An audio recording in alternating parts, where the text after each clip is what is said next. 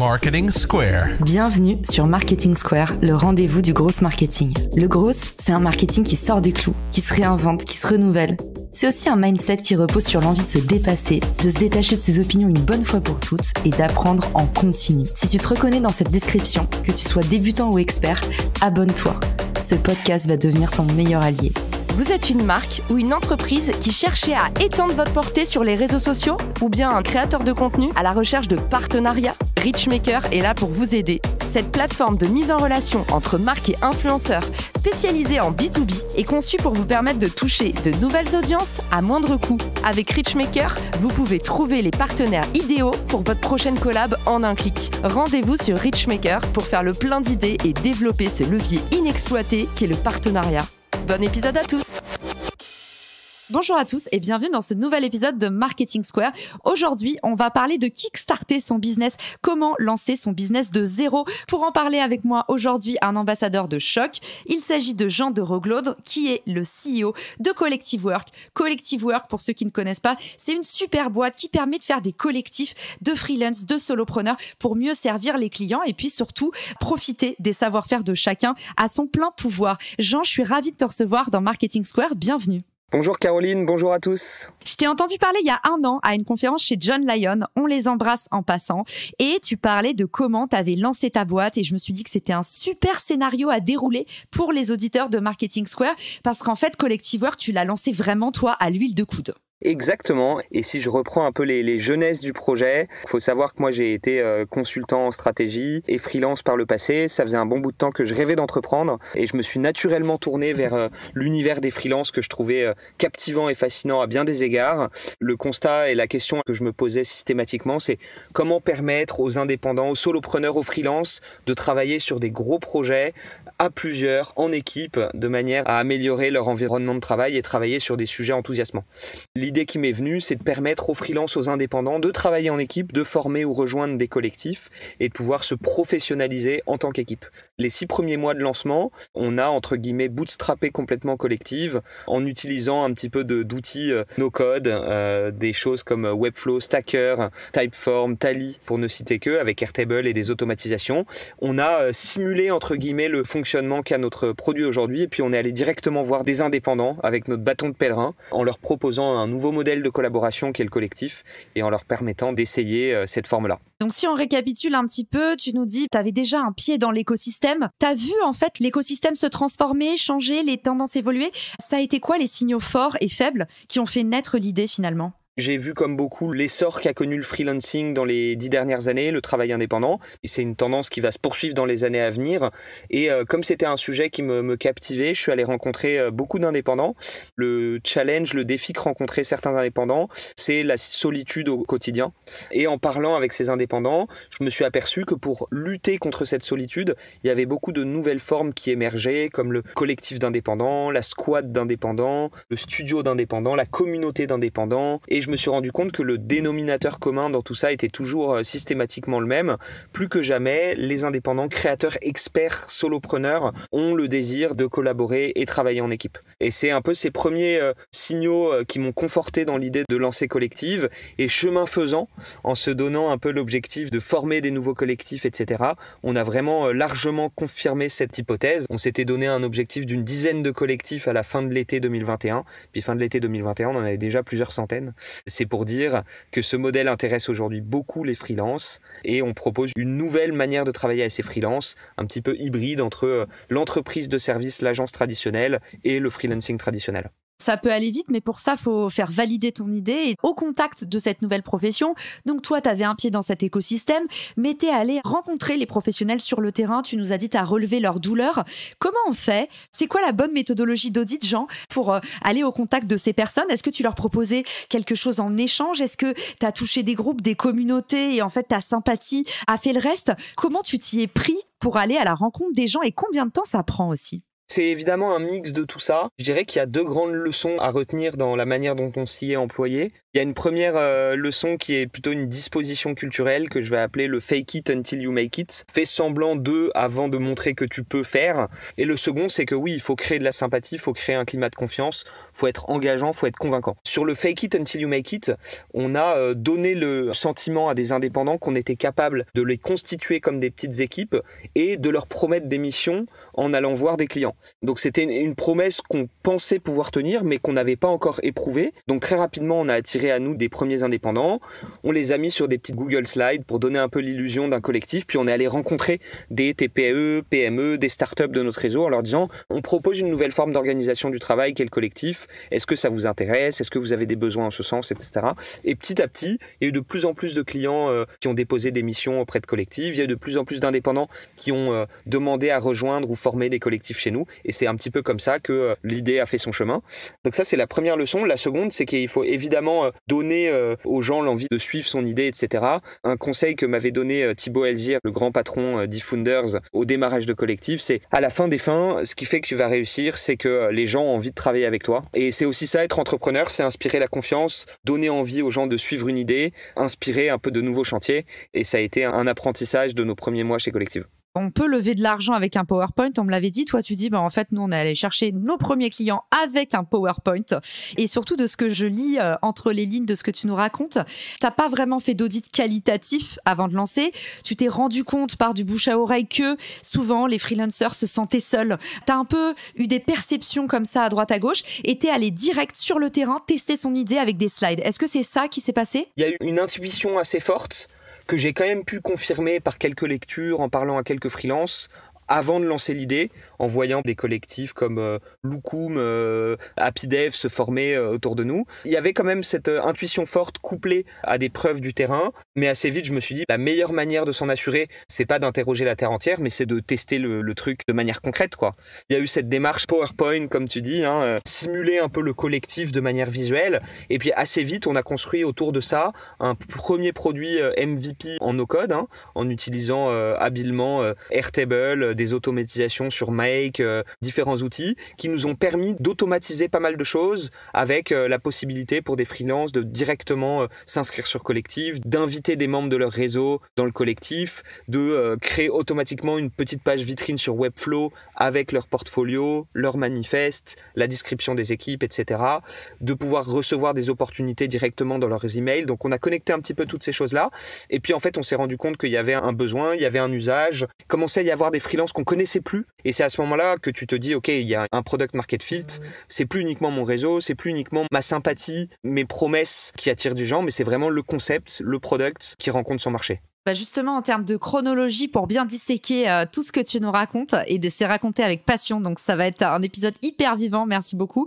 Tu nous dis, OK, je recueille des signaux, j'ai aussi une bonne part d'intuition. Alors, à vous, les auditeurs, de déterminer si vous êtes intuitif ou pas. Moi, par exemple, je ne le suis pas du tout, donc ça dépend des gens. Mais Jean, il dit, en fait, moi, j'écoute un peu, j'ai du flair et j'écoute un peu aussi mon ressenti. À ce moment-là, il se dit, je vais tout de suite crash tester mon idée et il fait une poignée de slides sur PowerPoint. Ça mange pas de pain. Tout de suite, il se rend compte que ne serait-ce que d'aller voir des freelances en leur disant tu vois, là t'es tout seul, tu dois te sentir un peu comme ça, et on pourrait te matcher avec, et là tu montres un peu des rockstars et tu sortirais de l'anonymat et en plus t'aurais peut-être pas besoin de faire ta propre prospection. Enfin, j'imagine un peu tous les arguments que t'as dû donner à l'époque. Et là, en fait, tu te rends compte que le besoin est validé et à partir de là, étape par étape, et j'aimerais bien savoir à peu près combien de temps ça prend, vous passez du PowerPoint où tu fais un truc 100% personnalisé et après tu nous dis au fur et à mesure, tu automatises et tu as fait un process par email que j'aimerais beaucoup que tu nous déroules d'ailleurs après. Mais il y a combien de temps entre le moment où tu fais le matching à la main et le moment où en fait l'effet boule de neige commence à arriver, ça y est, tu te dis ça marche, il faut que j'automatise? Je dirais que c'est 3 phases de 3 mois, donc ça va être assez facile à mémoriser. Il y a une première phase de 3 mois qui est vulgairement entre janvier et mars 2021, où là vraiment je vais rencontrer des freelances, je leur propose de former une équipe avec les gens de leur réseau, etc. De trouver un nom au collectif, que je les positionne comme tel vis-à-vis des clients, de décrire ensemble une offre de service, etc. Au bout de 3 mois, il y a 5-6 freelances qui se prêtent au jeu, qui disent OK, je vais en parler à d'autres amis freelance. Et donc cette phase-là, elle consiste à vraiment convaincre des indépendants indépendants de tester l'approche, mais même pas le produit parce qu'il y en a pas, d'inviter leurs potes et moi je les mets sur des slides avec un nom de collectif, un petit manifeste et une offre de service. Ça dure 3 mois. C'est assez pénible puisqu'il faut parler à beaucoup de free au début pour les convaincre et j'ai pas encore forcément énormément de clients en face pour leur proposer des missions. Et puis concomitamment, je prends mon LinkedIn, tous mes contacts entreprises et je leur dis les amis, j'ai cette idée de collective, il y a déjà 6-7 collectifs qui se sont formés, un en dev, un en marketing, un en data, un en consulting business et un peut-être en produit design. On a une petite liste comme ça, est-ce que vous avez des besoins? Et j'arrive à identifier un petit besoin entreprise par-ci par-là. Et fin mars, j'ai signé 2-3 missions avec un client et un collectif. Et du coup, là, j'apprends concrètement à faire une facture, un devis à plusieurs, un contrat pour plusieurs, les choses qui deviendront le produit collectif. Donc ça, c'est la première phase. Elle dure 3 mois. Elle est très manuelle. Elle est très interactionnelle parce qu'il faut parler à énormément d'entreprises et énormément de freelance avant d'arriver à ne serait-ce que faire 2-3 projets comme ça.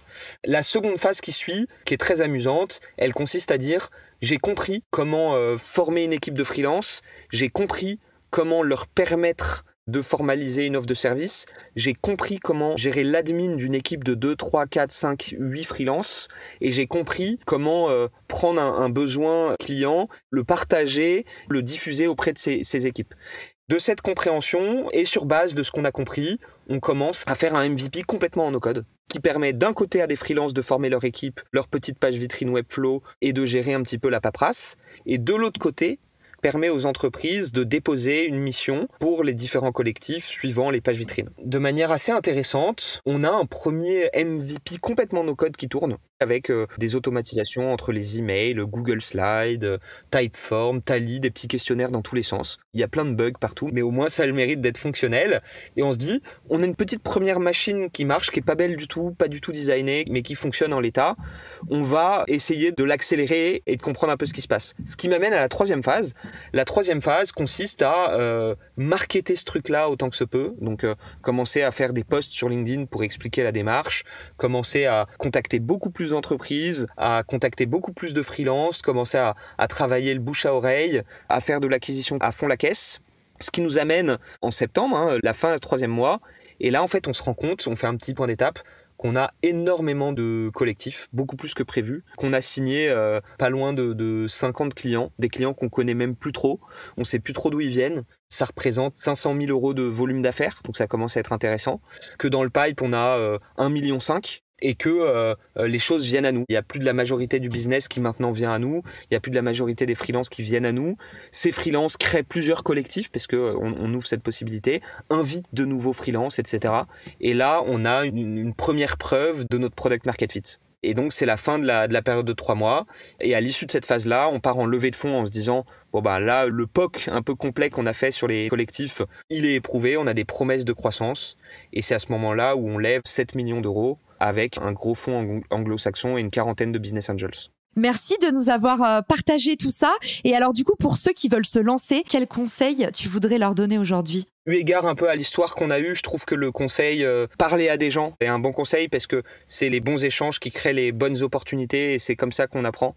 Et nous, dans notre cas précis, on a parlé à beaucoup de freelances, beaucoup de clients avant de bien comprendre où était la valeur qu'on proposait à nos utilisateurs. Donc ça, c'est le premier point. 2, ne pas hésiter à faire des choses au début qui sont très manuelles, le fameux do things that don't scale, mais c'est en faisant les choses à la main qu'on les comprend et qu'on est à même ensuite de bien les industrialiser, de bien les automatiser. Donc ça, c'est un second point qui a été assez crucial dans le développement de Collective. Et ensuite, croire à son instinct autant que se peut. Quand on a une intuition qui est bonne, il faut pas se laisser non plus décourager par les difficultés, les mauvais signaux du terrain. Il faut plutôt essayer de faire en sorte que ça arrive de temps en temps. Et dans notre cas, il y a pas mal de moments où on pouvait se dire non, mais il faut arrêter, c'est pas la bonne approche, c'est trop compliqué. Aujourd'hui, on se dit beaucoup plus, il faut faire marcher le collectif, c'est le futur du travail. On se fie à cette intuition de départ. Et tu m'as servi ma transition sur un plateau parce que quand tu parles de cette phase 1, et je sais que c'est celle qui va beaucoup inspirer les auditeurs, c'est la phase où on plante les fameuses graines, où pour l'instant, en fait, il n'y a rien qui se passe et du coup, on trime et on voit pas encore les résultats. Donc, c'est une phase très laborieuse. Tu nous as dit, il y a beaucoup d'interactions, parler aux gens. Ce qui est difficile aussi quand on lance une idée, surtout comme toi, une idée un peu sortie de sous terre parce que tu arrives sur un marché qui est neuf. Ça y est, aux États-Unis, 50% de la force de travail maintenant est indépendante. Mais en France, mine de rien, ça fait que quelques années années qu'on comprend la dimension freelancing, soloprenariat. Il y a 5 ans, on n'en avait jamais entendu parler. Il y a aussi des gens qui disent que c'est une hérésie, que ça marchera pas. Est-ce que tu as eu affaire, ou même peut-être que tu as eu des détracteurs, j'en sais rien, tu m'as pas encore raconté. Comment tu gères en fait cette partie-là dans cette phase 1 ? Le conseil que je donne, c'est savoir distinguer un peu le signal du bruit. On entend beaucoup de choses quand on publie des choses sur LinkedIn, quand on lance une nouvelle activité. Il y a beaucoup d'interactions, beaucoup de réactions sur ce qu'on fait, etc. Il faut vraiment savoir mettre de côté un peu les émotions, les gens qui ont peut-être de la rancœur, les concurrents aussi qui vont chercher à forcément discréditer un peu l'idée. Et ça, c'est ce que j'appelle le bruit. Le signal ou l'information, à l'inverse, c'est vraiment les retours constructifs et non biaisés des utilisateurs qu'on peut avoir. C'est le signal d'adoption d'une fonctionnalité, c'est la compréhension d'un usage très précis. Et je dirais que dans notre cas, et puis je pense que c'est assez vrai pour les gens, il y a souvent 90% de bruit et 10% de signal. La clé du succès, que ce soit des bons signaux ou des mauvais signaux, ou du bon bruit et du mauvais bruit, c'est vraiment de savoir faire la part des choses et d'isoler les informations qui relèvent vraiment du signal. Quand on est sur un marché neuf, justement, on entend beaucoup de bruit, tout le monde veut aussi donner son avis. Comment est-ce que tu gères le pricing ? Parce que j'imagine que tu as dû entendre pas mal de fois, mais attends, les freelances, ils ont déjà du mal à gagner des ronds. Comment est-ce que tu vas monétiser un truc comme ça ? Est-ce que tu as testé différents types de pricing ? Et quand est-ce que tu as abordé la question du pricing ? À quelle phase ? C'est hyper intéressant, c'est un peu le serpent de mer chez nous, le pricing. Dès lors qu'on crée un nouveau marché, une nouvelle typologie d'offres, nous, on est beaucoup plus dans l'optique de faire de l'acquisition, attirer à nous des nouveaux freelances, à même de former des nouveaux collectifs, que de monétiser à la marge notre produit, notre service, etc. Du coup, on a un pricing qui est très accommodant aujourd'hui. Le SaaS, le produit est complètement gratuit pour les utilisateurs. Et on va pouvoir gagner de l'argent à 2 moments. Le cas où le projet vient de notre marketplace, donc un client s'adresse à nous et nous, on partage ce projet aux collectifs qui vont bien, là, on va prendre naturellement une commission d'apporteur d'affaires qui englobe un peu tout le service que fait le produit aujourd'hui. Ce qu'il faut savoir aussi, et ça je livre un secret à l'antenne Caroline, c'est qu'aujourd'hui il y a la moitié des projets qui viennent des collectifs. J'entends un indépendant qui importe son projet dans le produit de manière à bénéficier de tout ce qui est devis commun, facture commune, gestion du paiement, répartition du paiement, gestion de l'offre, gestion du contrat, etc. Et là, même optique, notre enjeu, c'est de créer un vrai usage, une vraie habitude autour de notre produit, bénéficier d'un maximum de feedback dans l'espoir de monétiser l'utilisation du produit plus tard. Les expérimentations qu'on mène en ce moment, c'est potentiellement un frais de dossier, potentiellement une petite commission, mais en fin de parcours. Mais en tout cas, on reste dans la dynamique de rendre le produit gratuit d'accès. Génial. Et à quel moment arrive ton premier pricing ? Tu nous as dit, premier objectif, faire du volume pour avoir un maximum de data, pour mieux capter les comportements. À quel moment vous sortez vos offres ? Le pricing de la partie vraiment marketplace, donc la mise en relation d'un client et d'un collectif avec tout l'aspect admin et back-office derrière, on l'a pricé dès le premier client. Donc ça a été un succès. On a réussi à justifier une commission dès le premier client. On s'est mis au standard du marché, on a regardé ce que faisaient un petit peu les Malte et compagnie. Mais dès le premier client, on a réussi déjà à monétiser cette partie-là. Et depuis, en fait, on a fait beaucoup d'expérimentations, mais on n'a pas refondu le pricing de manière structurelle pour le moment. Donc toi, dès le début, en fait, tu as crash-testé ton idée et tu as aussi crash-testé tout de suite ton business model, donc monétisation au premier client. Tu as fait quelque chose de très malin qu'on va conseiller à tous les auditeurs. C'est toujours plus facile de vendre un médicament qu'une vitamine. En fait, tu t'es greffé dans ta monétisation aux douleurs les plus saillantes. La première pour les freelances étant forcément de trouver des clients, ce qui est quand même un nouveau métier. Je pense que ceux qui écoutent le podcast savent. Et deuxièmement, gérer l'administratif, qui est en général la deuxième bête noire du freelance. Et c'est autour de ça, du coup, que tu as composé à tes offres. Exactement. Et même pour préciser un peu, je dirais trouver des clients en équipe. Le propre des missions sur Collective, c'est qu'elles sont à plusieurs. Et là, je parle de missions chez Sorar, chez Alma, dans des belles petites startups, scale-up, des PME. Mais en tout cas, c'est le propre des missions chez Collective.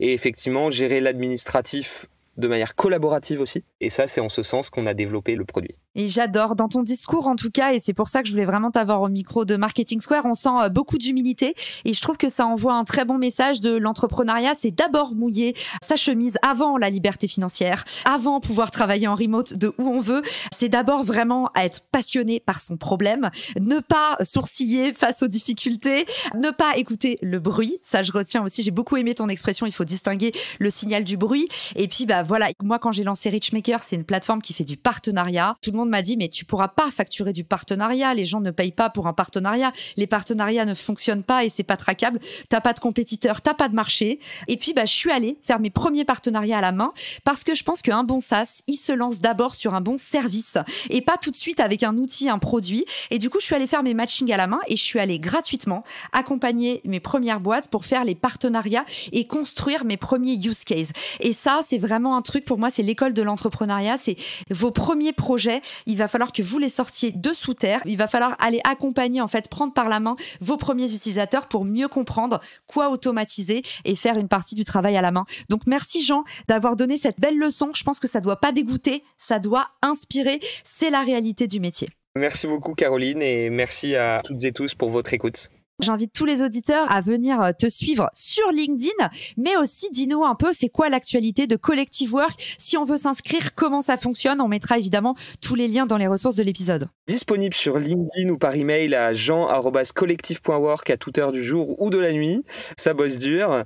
Également sur notre site internet qui vous permet de former un collectif très simplement ou de demander à en rejoindre un. Et puis, on publie régulièrement du contenu via les réseaux sociaux, notre ressource center et puis dans la presse, si vous suivez la presse sur les indépendants. Génial. Et j'espère que cet épisode touchera les auditeurs autant que moi, Jean, et que ça leur donnera envie d'aller soutenir ton projet parce que franchement, tu es épatant. Laisse-moi te le dire et j'étais ravie de t'avoir au micro. Aujourd'hui, on te dit à très bientôt et merci à tous pour votre écoute. Ciao! Si cet épisode te plaît, tu peux le partager en me taguant ou lui laisser 5 étoiles sur Apple Podcasts. Marketing Square.